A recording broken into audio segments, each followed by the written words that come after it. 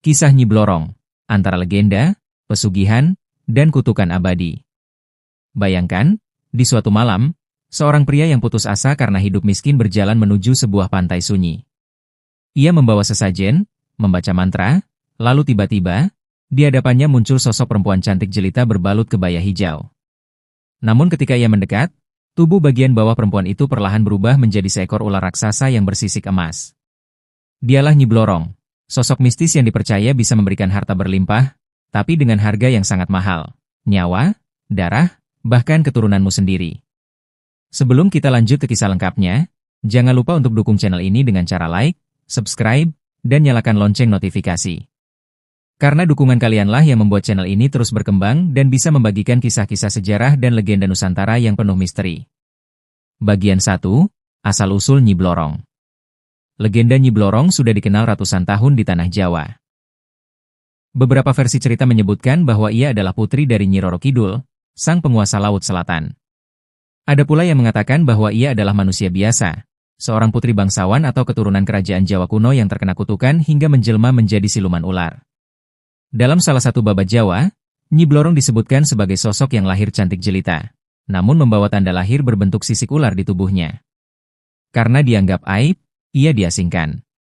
Namun, alih-alih binasa, ia justru berubah menjadi makhluk setengah manusia setengah ular dengan kekuatan gaib luar biasa. Legenda lain mengisahkan, Nyi Blorong adalah panglima kepercayaan Nyi Roro Kidul yang diberi tugas menjaga kekayaan gaib Laut Selatan, terutama emas dan permata. Dari sinilah mitos tentang pesugihan Nyi Blorong bermula. Bagian 2, sosok mistis cantik dan mengerikan. Salah satu daya tarik kisah Nyi Blorong adalah bagaimana ia digambarkan memiliki wajah yang luar biasa cantik. Konon, siapapun yang menatap matanya bisa langsung tergila-gila. Namun, di balik kecantikannya, terdapat wujud asli yang mengerikan. Tubuh bagian bawah berupa ular naga dengan sisik emas berkilau. Ketika ia menampakkan diri kepada manusia, biasanya ia menyamar sebagai wanita anggun berkebaya hijau atau putih. Namun saat ritual pesugihan dimulai, wujud ular raksasanya akan terlihat jelas. Sisik emas dari tubuhnya dipercaya akan rontok, lalu berubah menjadi emas batangan atau kepingan emas yang bisa dimiliki manusia. Tapi emas itu tidak pernah gratis. Bagian 3, mitos pesugihan Nyi Blorong. Pesugihan adalah praktik spiritual yang dipercaya bisa mendatangkan kekayaan dengan bantuan makhluk gaib. Di Jawa, nama Nyi Blorong sering disebut sebagai salah satu penguasa pesugihan paling terkenal. Konon, orang yang ingin kaya raya dalam waktu singkat akan melakukan ritual khusus.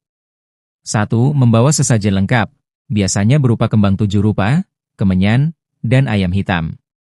2. Membaca mantra pemanggil di tempat sunyi, seringkali di tepi pantai selatan atau di tempat keramat.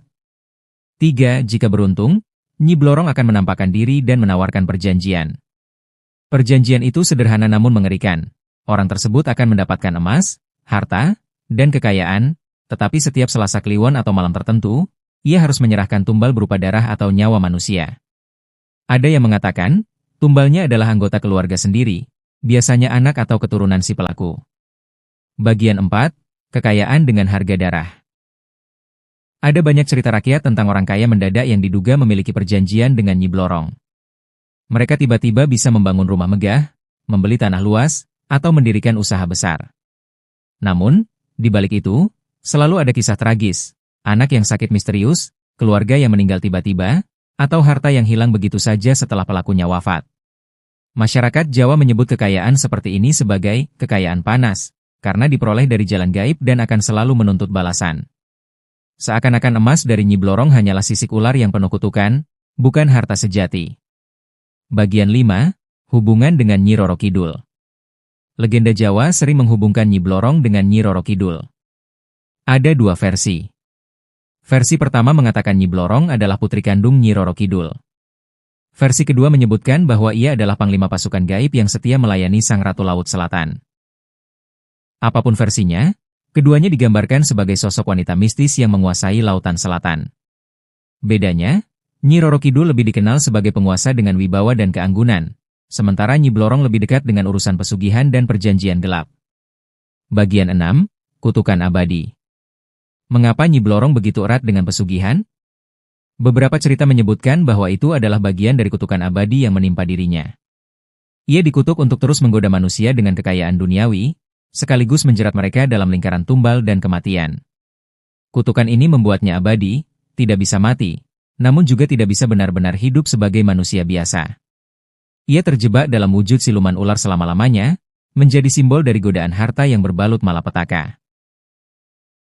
Bagian 7. Kisah pertemuan dengan Nyi Blorong.